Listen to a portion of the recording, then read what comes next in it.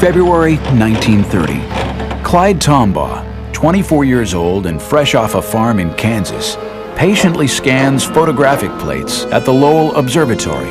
He finds a tiny speck that turns out to be a new planet called Pluto.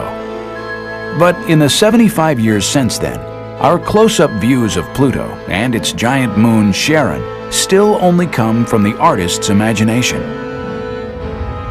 Every other planet has been visited by NASA spacecraft, and the Post Office has issued stamps to commemorate their close encounters. Of course, for Pluto, because there have been no mission to Pluto, the U.S. stamp says not yet explored. We aim to see a new stamp issued. We have ignition and liftoff of NASA's New Horizons spacecraft on a decade-long voyage to visit the planet Pluto and then beyond. January 19, 2006. NASA's New Horizons mission to Pluto successfully lifts off from Cape Canaveral, traveling faster than any previous spacecraft. In just 9 hours, New Horizons passes the orbit of the Moon and begins a 9-year voyage to Pluto. February 28, 2007. The spacecraft zooms past the giant planet Jupiter, getting a 9,000-mile-per-hour gravity assist and cutting 2 years off its journey. Spacecraft is outward bound from Jupiter, and we're on our way to Pluto. Congratulations. All right.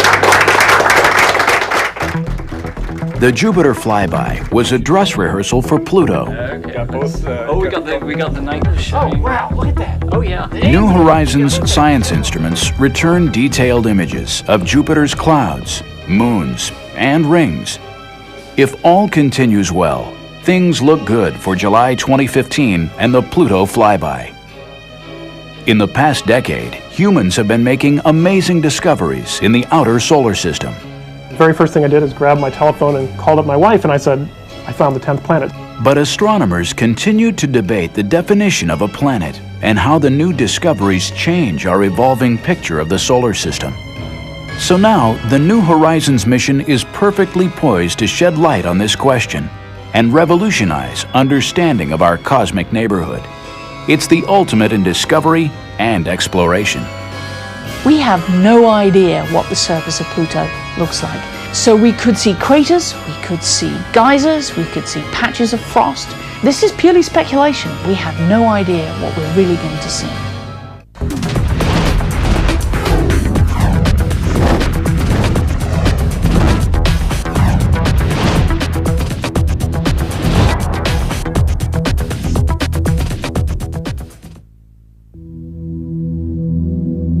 Late 2005, the long journey begins. Cape Canaveral, Florida, NASA's Kennedy Space Center. In the Kennedy clean room, the New Horizons spacecraft takes its first short flights. It's just over 2 meters, about 7 feet from the tip of its high-gain antenna to where it joins the rocket, about the size of a grand piano. Fully loaded with fuel, it weighs 1,000 pounds. Not very large or heavy for a planned journey of almost 20 years. The main difficulty about going to Pluto is that it's so far away. The Earth is almost 100 million miles away from the Sun. Pluto is 30 times that far, 3 billion miles away. To get to Pluto in our lifetimes means it has to go very fast. Its average speed is more than 10 miles per second. And to do that, it had to be light. One of the unique things about New Horizons is that we built a very light spacecraft and bought a very large launch vehicle. And the combination is ferocious. It gives us a very high flyout speed because we have a very long way to go. Sprinting away from Earth on launch day, New Horizons crossed the orbit of the Moon in just 9 hours. Apollo took 3 days. The spacecraft reached Jupiter in 13 months. Galileo took 6 years. But even traveling more than 50,000 miles per hour, it will still be 2015 before New Horizons reaches Pluto and Charon. So it's not that we're dawdling, we have a long way to go. Why send a spacecraft on such a long and difficult journey into such a challenging environment? For the science team, it's a voyage back in time to see, close up, evidence of how solar systems form from clouds of gas and dust, and how Earth and all the planets were born. We're going to learn about how planets are built, because what Pluto is a planetary embryo, an object that's partially formed as a large planet, a stage in planetary formation that the Earth went through, that Mars went through, that all the larger planets had to pass through this size scale. But here we see an object that didn't get any further in the case of Pluto. The National Academy of Sciences rated this mission to Pluto and beyond the most important planetary mission of the decade. That's because New Horizons could rewrite everything we know about the planets of our solar system. And if you think about the solar system, the so-called terrestrial planets, they're rocky objects in the inner solar system, Mercury, Venus, Earth, and Mars, have a lot of similarities. Then you step out a little bit further and you get into what are called the gas giant planets. These are huge objects which are dominated by large amounts of molecular hydrogen and helium gas. And that's Jupiter, Saturn, Uranus, and Neptune. And that was it. We sort of stopped there. And then there was the little misfit Pluto at the outer edge of the solar system. Poor little Pluto, all on its own. Then in the 1990s came a series of discoveries that changed everything.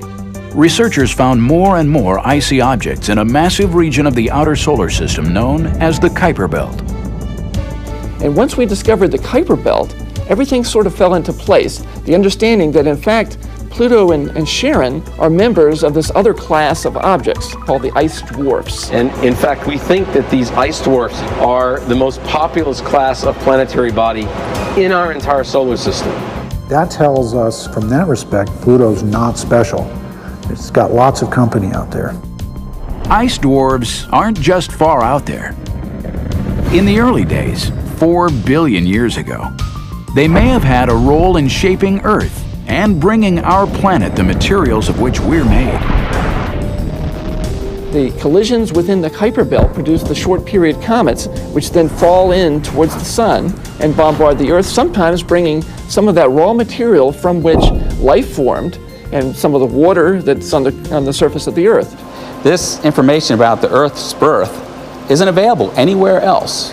So the key part of that big puzzle of how the solar system formed will come from looking at Pluto, understanding its nature, what it will imply about its formation, how it came to be, and everything about it.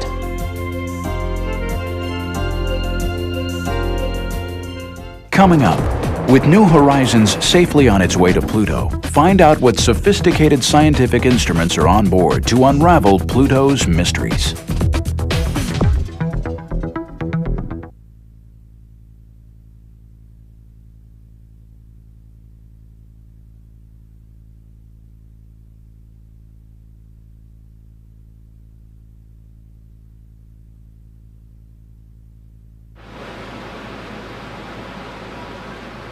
For this first ever trip to Pluto, the science team wants to find out the basics.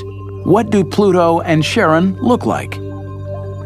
What are they made of, and what kind of atmosphere exists? Their hunch is that all these questions are connected.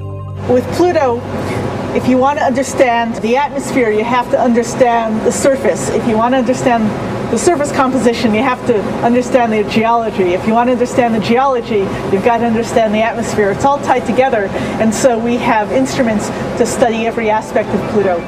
The 7 science instruments on board New Horizons are ingeniously designed.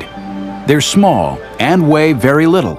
On average, each uses no more power than a household nightlight, and they're intended to work together seamlessly. We picked names for most of our instruments. We have Rex and Alice and Ralph, and it's just a happy family.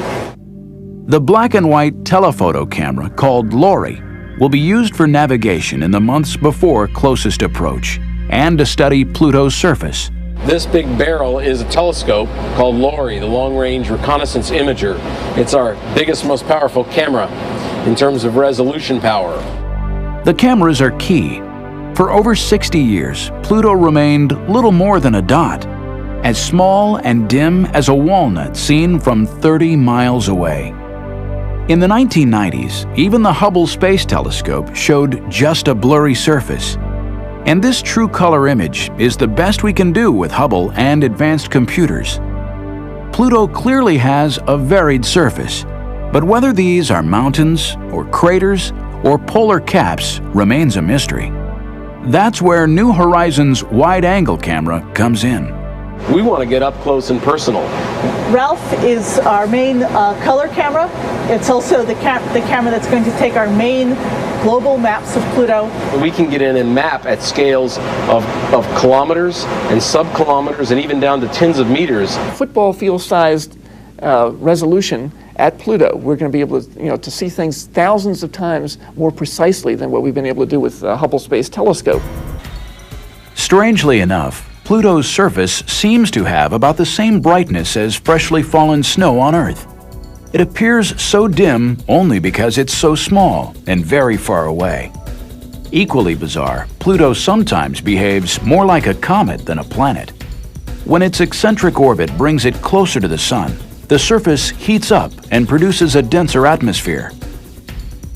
Ralph's sister instrument, using a different part of the electromagnetic spectrum, will be studying that.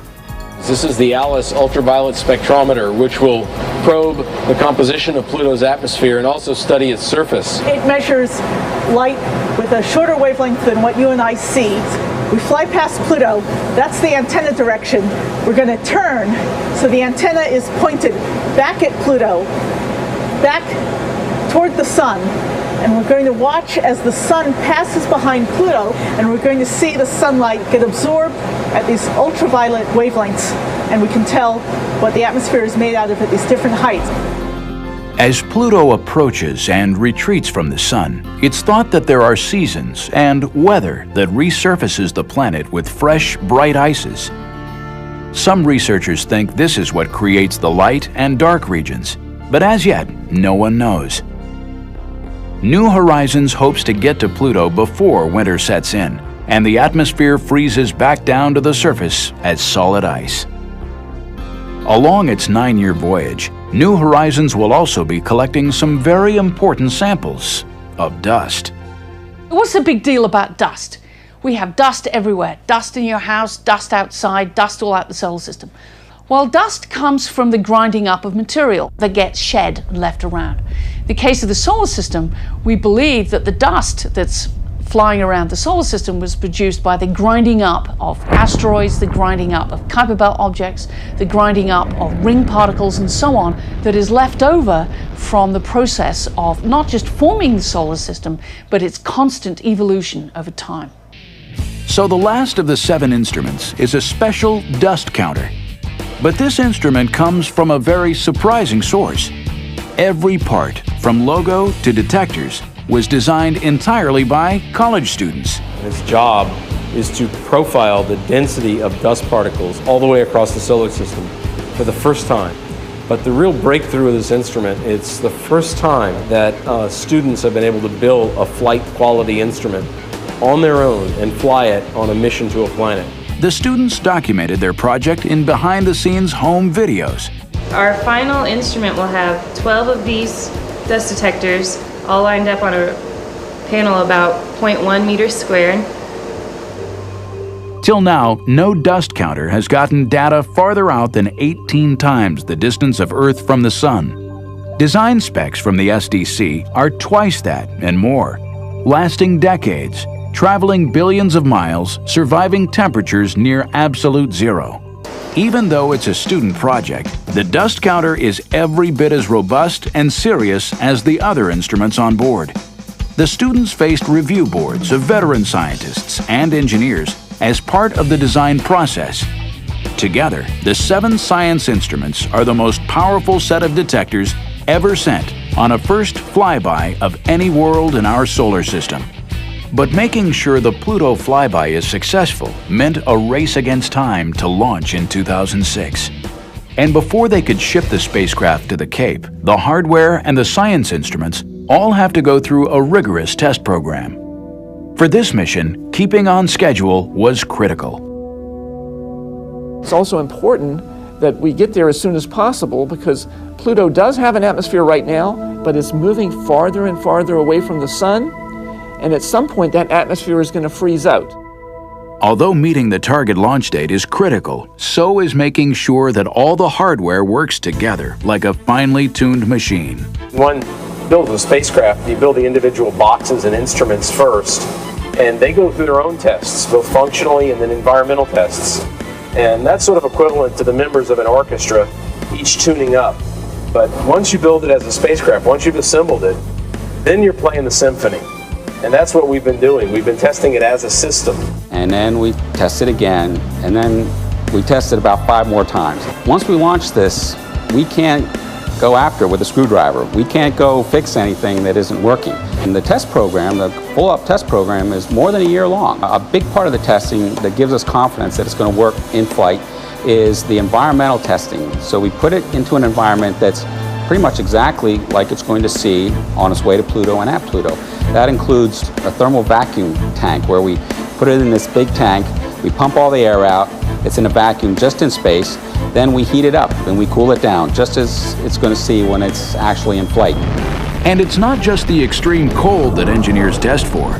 The launch itself puts huge stresses on the spacecraft. These rockets, they're gigantic. They shake a lot. If you've ever seen a paint shaker at a hardware store where it mixes the colors into the paint, that's exactly what the spacecraft is going to go through during launch. One of the things we do is we put the whole spacecraft on a gigantic vibration table, a paint shaker, and shake it. And then test it after that, and shake it again and test it again. Test phases at APL and Goddard have been very intense. We're running a 7-day-a-week, 3-shift-per-day operation. Nothing was easy. Even getting to Andrews Air Force Base meant fighting traffic. Leaving home for Cape Canaveral and the final critical months before launch, the engineers in charge were a little nervous. This is definitely high on the stress level curve. Getting the spacecraft moved from Columbia, Maryland, all the way down to the Cape is pretty tough. Like packing for a long trip, everything you need must come along. Test equipment, spares, tools. Everything we're doing is the last time we do it.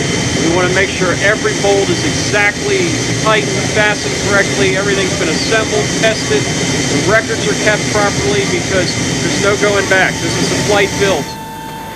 Saturday, December 17th, 2005. Spacecraft and third stage, in its closed-up fairing, like a giant fragile egg, are placed on top of a huge transporter. With 9 axles and 81 wheels, it's able to raise and lower itself to roll over bumps and up and down slopes without tilting the cargo. Working round the clock, they arrive at Pad 41 before dawn.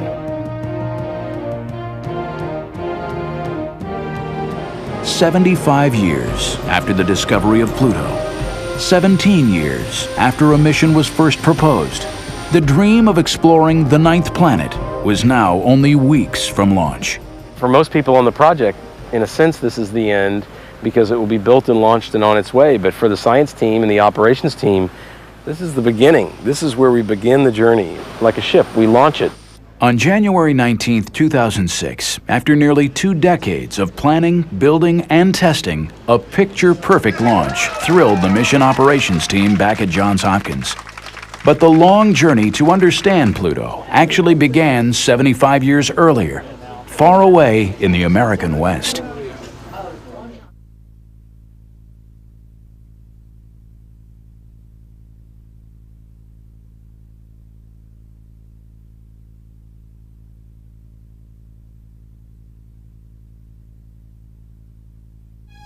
The story of Pluto's discovery begins here, Flagstaff, Arizona, the Lowell Observatory.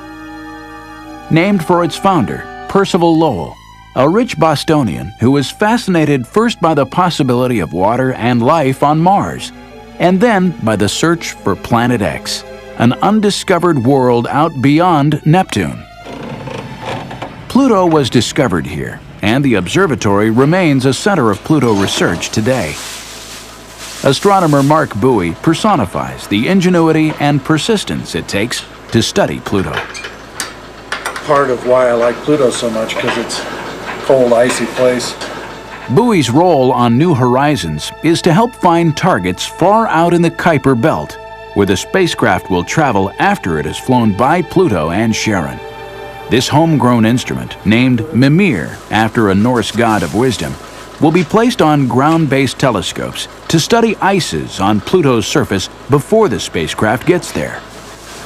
For 2 decades, Bowie and colleagues have used the best instruments available to map the planet. In the mid-90s, he and Alan Stern collaborated in using the Hubble Space Telescope to make the first direct images of Pluto's surface. Hubble has revealed the first glimpse of Pluto for the first time, and it's exciting to Mark and I and to our whole scientific team to be able to see this object that no humans really could glimpse as a real planet, as a real object in the solar system previously. In 2002, astronauts placed the new Advanced Camera for Surveys on board Hubble, and Bowie now had data for a new map. I think this map is probably the best map we're going to get prior to the spacecraft getting there. Pluto clearly has dramatically varied geology, though the images are still mysterious. But what a transformation from the dot of light that was Clyde Tombaugh's first sight of Pluto 3/4 of a century earlier. 75 years to the exact day and time, Observatory Director Robert Millis shows us how the discovery was made. 75 years ago, Clyde Tombaugh sat at this machine and became the first person to ever see the planet Pluto. The machine is called a blink comparator. Tombaugh used it to look at photographs of the same patch of sky taken a few days apart. Night after night, he'd patiently expose the large glass plates. Day after day, he'd blink the plates back and forth, looking for anything different from the fixed points of starlight. Decades later, Tombaugh still recalled just how uncomfortable and challenging the search for Planet X turned out to be. You get cold, you get numb. It took a lot of perseverance, because this gets brutally monotonous. Blinking back and forward, Tombaugh was looking for anything that shifted position. The only means you have identifying a planet is got to be small. It's like a small star image. The only clue you have is it shifts position with an interval of a few days in a night's time. That's the only clue you have. So you've got to see all these star images, hundreds of thousands of them, to see if any of them shift position during the interval between the first and second plate. That small movement was just what Tombaugh saw on February 17, 1930. The arrows were added to show its position a few days apart. It was just what Lowell and Tombaugh wanted to see, a distant planet. After some debate, an English schoolgirl, 11-year-old Venetia Burney, came up with the name Pluto, god of the underworld. PL, of course, were also Lowell's initials. By studying the motion of that dim and distant dot of light, astronomers discovered a Pluto year, the time it takes to move once around the Sun, was equal to 248 Earth years. The angle of its orbit, seen here in silver, was steeper than any other planet. Its distance from the Sun also varied more than any other planet. For 48 years, that was all anyone knew about Pluto. Then, in 1978, astronomers Jim Christie and Bob Harrington analyzed new plates taken at the U.S. Naval Observatory in Flagstaff. Christie noted an elongation of the planet to the north. 1 month later, the bump had disappeared. Blink the images back and forward just like Clyde had done, and you see the bump is moving. Their conclusion? Pluto, like Earth, has a moon. Christie suggested the name Charon after the ferryman of Pluto's underworld in Greek mythology, but preferred to pronounce it Charon, more like his wife's name, Charlene. From the motions of Pluto and Charon, astronomers could work out that the moon was almost half the size of its planet, so large that both objects spin around a central point, their mutual center of gravity, outside Pluto. Pluto and Charon were the first binary planet known in our solar system. Using the basic physics of their orbits and their distance from each other, astronomers were able to calculate their mass and size. Pluto was smaller than our moon, about 1,500 miles in diameter, and had only 1/10 of its mass. Pluto and Charon together would barely stretch across the continental United States. From its size and orbit, astronomers estimated that Pluto is perhaps half rock and half ice. That makes it one of the largest of a whole new class of objects, the ice dwarfs, living out in what's known as the Kuiper Belt. This region is named for Gerhard Kuiper, a leading mid-20th century planetary astronomer. Kuiper suggested that the solar system didn't end with Neptune and Pluto, but that there should be a disk or belt of other worlds somewhere way out there.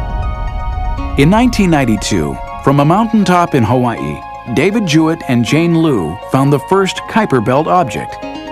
They were using new and highly sensitive CCDs, like the sensors in a modern digital camera. But their technique was essentially an updated version of Tombaugh's work. Take carefully registered images of a patch of sky and see if anything moves against the distant stars. This one, QB1, did just that.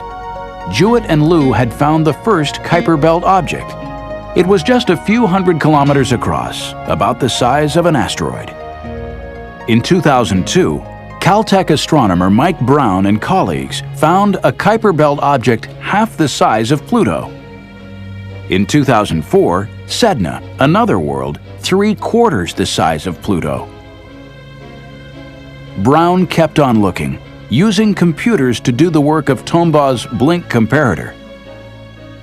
We do exactly the same thing. Clyde Tombaugh is the one who basically figured out the system for finding these things, but we do it all by computer instead. These are 3 images in a row that are blinking on the screen, just like Clyde Tombaugh would blink.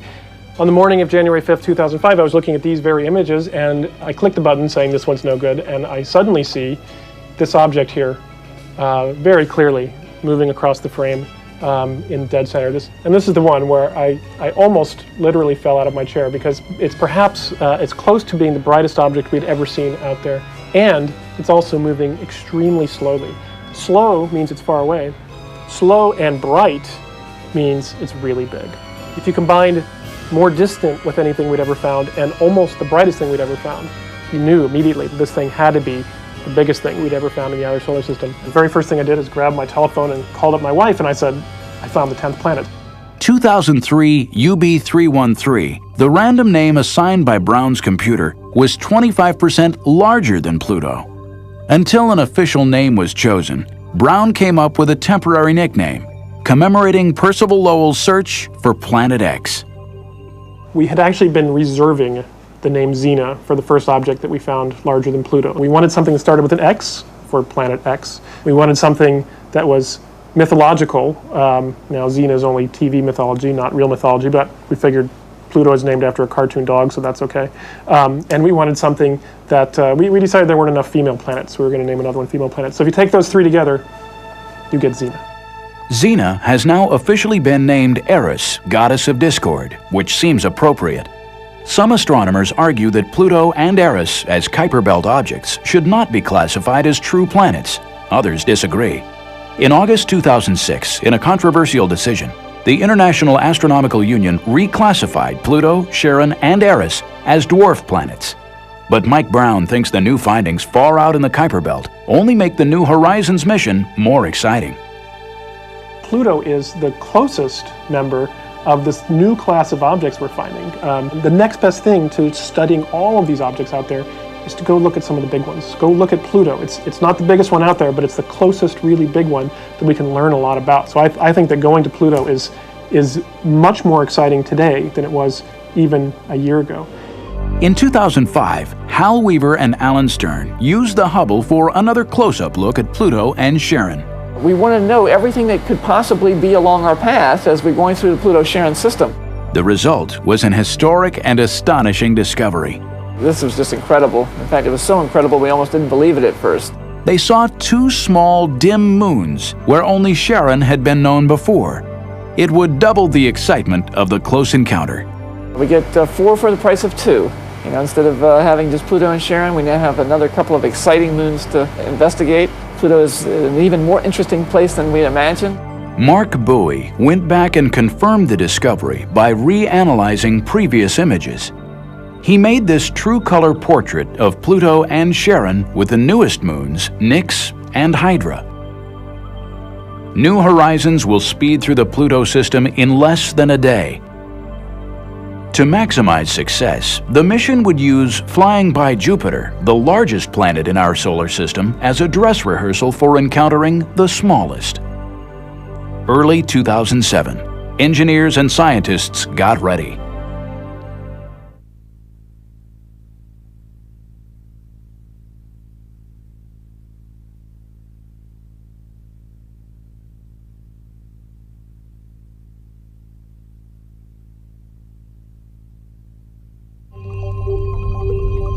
Unlike missions that go into orbit around their target planet, New Horizons is traveling so fast there's no practical way to slow down. After a 9-year trip, closest approach to Pluto and Charon will flash by in less than a day. This is going to be incredibly nerve-wracking. As we do the encounter, we get one shot at flying by Pluto. That's both terrifying, also very exhilarating. Pluto is so far away that radio signals from Earth take 4.5 hours to get there, and 4.5 hours back. This 9-hour round-trip light time means computer commands for every aspect of the encounter, from navigation to operation of the science instruments, must be programmed, tested, and uploaded ahead of time. It's very scary to build a spacecraft and then launch it and not get any data for 9 years. And so it's really key to test out the instruments before we get there. June 2005, 10 full years before arrival at Pluto. The mission operations team runs a detailed simulation of the encounter, modeled to the split second. To test the spacecraft still more rigorously, the project decides to use the Jupiter flyby to take actual scientific observations. They'd look at the volcanic moon Io. They'd study Jupiter's cloudy surface and aurora. This will be a wonderful dress rehearsal for the whole process of putting together a complicated sequence. And we only get to do it once at Pluto, so having this practice at Jupiter will be very valuable for that. January 2007, still another simulation. The Jupiter encounter has mission planners working harder than ever. So it's more intense than by several orders of magnitude than anything we've done as far as memory usage. Which translates to number of commands. It's more intense actually than our Pluto simulations we did pre-launch. I guess the usual stuff. Axis normal, our SPE is going to range from 7.056 degrees. The observation starts 10:06:16. Before any command is sent up to the spacecraft, it's reviewed by a representative of every subsystem, power, thermal, data handling, as well as the science team. One bad line of code can cripple a spacecraft. The Jupiter encounter has 40,000 of them. Every command is run through a series of computers, identical to those up in space, except that this New Horizons mission simulator is safely on the ground in Maryland. February 28, 2007, 45 minutes after midnight GMT. New Horizons closes in on Jupiter. Hours later, scientists and engineers gather at the Applied Physics Laboratory for what they hope will be the first post-encounter transmission from the spacecraft. Mission managers coordinate with researchers across America. Experienced operators stand by at stations dedicated to each instrument and subsystem. The ACE, or Lead Flight Controller, communicates with NASA's Deep Space Network Station in Australia. Alice Bowman is Mission Operations Manager, or MOM. Her professional family includes some of the brightest engineers around. Today's very important. It's our Jupiter flyby day. And of course, the test is coming right up. We'll see if a spacecraft made it through the dangerous radiation at Jupiter. For this milestone in the life of the mission, all hands are on deck. It's real big. As you can see, we have a lot of people coming in today, a lot of scientists who wanted this information off the satellite that we've been trying to get for them. So today is real eventful. I would put it somewhere between launch and actually getting to Pluto. I'd say it's the third most critical activity in the whole timeline. We're really putting the spacecraft through a stress test. That's our primary objective. But as long as we had to stress it, we thought we'd stress it with 700 science observations. 700 observations. 40,000 commands. Science planners work with guidance and control engineers to write a playbook for the encounter, a script for every time tick of the flyby.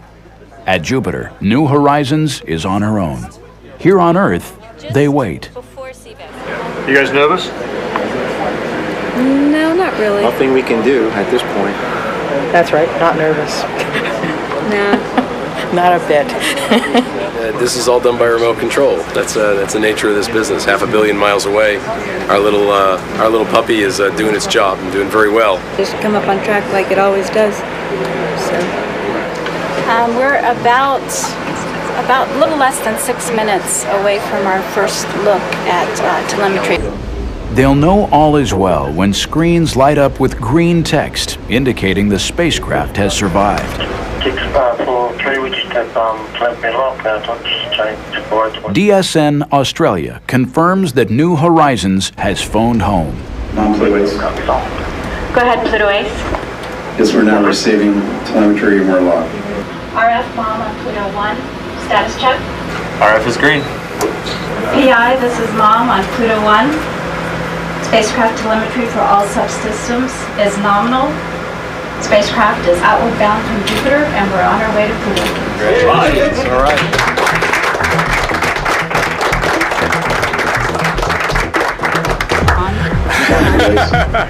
Oh, relieved. Go ahead, we expected everything to go well, but it's good to know that it really did. Now we still have to wait for the data to come down, see what's happening with the radiation levels on our instruments, and waiting for that really good picture of Io that we should be getting in a couple of hours. Good. Everything's looking really good at this point. The station's cooperating. No problems with the station. The spacecraft's in a good state. All's well. Jupiter's not our ultimate destination. It's very nice, that we can actually get a lot of great scientific data for free, basically. We can give gravity a boost, the most important thing, but after that, just getting that extra science and the extra practice for doing an encounter, which are really hairy. These encounter situations where it's all or nothing. You fly by and you don't return. We have to make sure everything works perfectly, so we're going to learn some lessons from this experience, apply them to the Pluto encounter, and hopefully make for an even better Pluto encounter. The engineers could tell right away that all spacecraft systems were nominal, but the scientists wanted to see the very first pictures of Io. They'd gotten used to fancy computer graphics depicting an imaginary trajectory and volcanic plumes. But the actual images just in from Jupiter would determine scientific success or failure.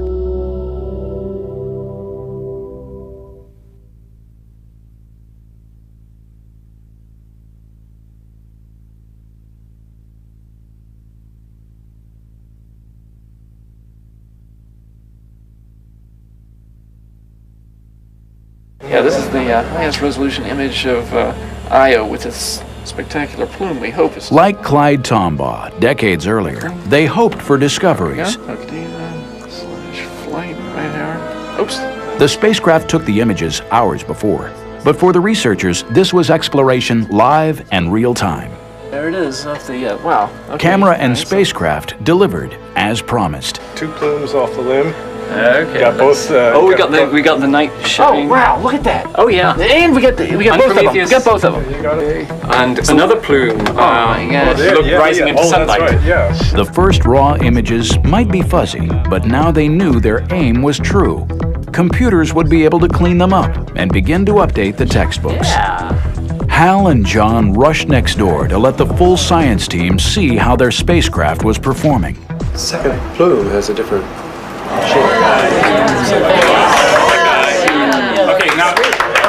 Researchers called out requests to adjust brightness and contrast to reveal details hidden in the pictures. Now they knew for sure they'd captured the volcano called Tvashtar, spewing its sulfur plume 180 miles up into space. How about that one up there? What is that? How about this one here? Is that a mountain or is that a mountain? Many of the scientists were veterans of previous missions, but precise navigation and state-of-the-art cameras were revealing the Jupiter system as never before. There was the one Voyager 1 image the high resolution image that showed the filamentary structure, but nothing like this. Yeah, that's important. Professional astronomers, of course, thrill at each new image, but the general public also had a role in targeting New Horizons cameras. And what we actually did is went out to some blog sites where talented amateur astronomers and planetary scientists discussed the latest findings. Like the student dust counter, this was the first time the public had a chance to shape a deep space mission. We asked them, suggest to us some of your best ideas for what we call Kodak moments, unique geometries when we could obtain something evocative. Out of this process came the idea for snapping Io and Europa lit edge on by the sun. Stern's favorite captured Europa rising over Jupiter. It gives you that feeling that you're actually at Jupiter, and you have a view that you might not expect to have from a spacecraft, as if you were actually there, an astronaut making the flyby with New Horizons. There were 7 Kodak moments, but New Horizons returned almost 700 observations. And we have very detailed images that show us much finer structure now in Jupiter's ring system than had ever been obtained by any previous mission. The cameras had been designed to work in the much dimmer light far out at Pluto, but special software helped record the structure and dynamics of Jupiter's clouds, including both the great and little red spots. No spacecraft had made detailed observations since the formation of the little red spot. And this is not such a little spot, after all. It's as large as the Earth, practically. And we happen to be the first mission to Jupiter since the coagulation of some smaller storms into the so-called little red spot. So the spacecraft passed this intentionally extreme stress test with flying colors. Because I would have been very happy if half or more of the observations had worked out, rather than upwards of 95, 97%. Leaving Jupiter, New Horizons will fly down the planet's giant magnetic tail, another first for this mission. Then it will be time for an 8-year cruise to Pluto, with long periods spent in hibernation, instruments turned off. Well, Cruise for New Horizons is a 8-year sequence during which most of the time the spacecraft is in hibernation. And we do that in part to save money, but more importantly to save time, wear and tear on the electronics. In fact, most of the electronics boxes on New Horizons, although they will be 9.5 years old on reaching Pluto, they will only have between 2 and 3 years of on time. So for practical purposes, the spacecraft is not 9.5 years old, but 2.5 or 3 years old. Just commands out. Keeping the spacecraft young is one thing. Mission planners also had to think about who would be around to operate the spacecraft in 2015. Many of the faces you see around New Horizons are relatively young. That's also no accident. You know, if it's on like that, let's say you have. The project wants to make sure key team members are still on the job when the spacecraft gets to Pluto. How old are you going to be? In 2015? Yeah. I don't know, somewhere in my 40s. Oh, and you're a youngster. Yes. If all goes well, even 2015 won't be an end date for New Horizons. It should have enough fuel to travel onwards, to rendezvous with 1 or 2 ice dwarfs beyond Pluto. 3, 2,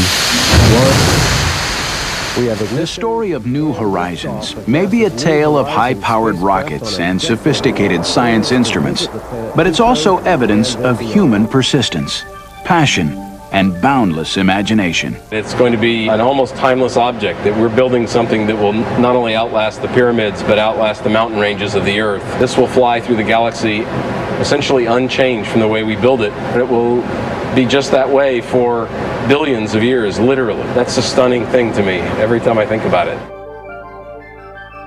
New Horizons is not just breakthrough science. It's another milestone in America's vision of space exploration. Humans are explorers. I mean, we're not satisfied just to sit still with the status quo. We want to understand our place in the universe. We want to understand why we're here. Is the Earth unique? Is life unique?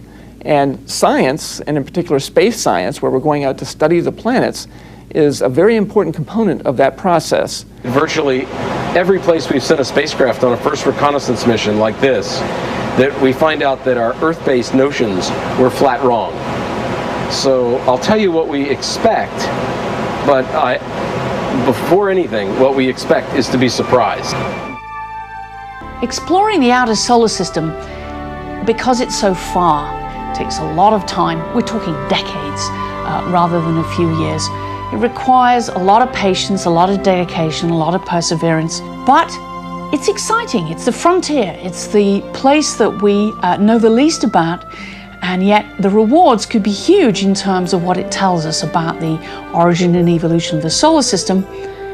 And because it's so far, we just want to know what's there.